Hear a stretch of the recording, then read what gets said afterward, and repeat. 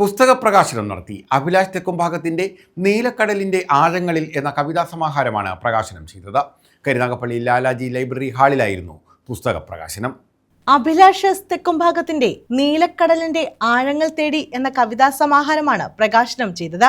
Karunagappally municipal chairman B Somarajan ഉദ്ഘാടനം നിർവഹിച്ചു. Karunagappally AEO R Ajaykumar അധ്യക്ഷത വഹിച്ചു. ബാലസാഹിത്യകാരി ജാനു അച്യുതം സ്വാഗതം പറഞ്ഞു.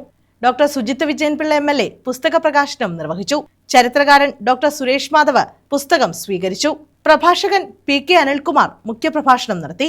അധ്യാപകരായിരുന്നു എന്നാണ് സാഹിത്യ ചരിത്രം നമ്മെ പഠിപ്പിക്കുന്നത്. ഞാൻ പറഞ്ഞ വാൽമീകി ഗുരു, എല്ലാത്തിനുമുപരി അമ്മ മലയാളത്തിന്റെ പിതാവ്, ശോകനാശിനി പുഴയുടെ തീരത്ത് ഗുരുകുലം കെട്ടി എണ്ണമറ്റ തലമുറകളിലേക്ക് ഒരു ആത്മീയ നവോത്ഥാനത്തിന്റെ കിളിപ്പാട്ട് പെയ്യിച്ച എഴുത്തിന്റെ അച്ഛൻ, എഴുത്തച്ഛൻ.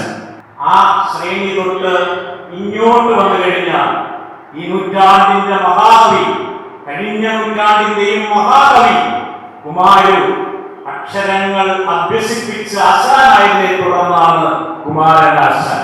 കുമാരനാശാൻ എന്ന് പറഞ്ഞ അധ്യാപകൻ അദ്ദേഹം തന്നെയാണ് മലയാളത്തിലെ എക്കാലത്തെയും മികച്ച കവി എന്ന് പറഞ്ഞു. Taluk library council secretary V Vijayakumar മുഖ്യാതിഥിയായി. Girish Kumar, Meerabi Nair, Suresh Kumar, VM Rajmohan, doctor K Krishnakumar, doctor Sushama Jayan, Abhilash Thekkumbhagam, Velur Viju തുടങ്ങിയവർ പങ്കെടുത്തു. News bureau, Karunagappally.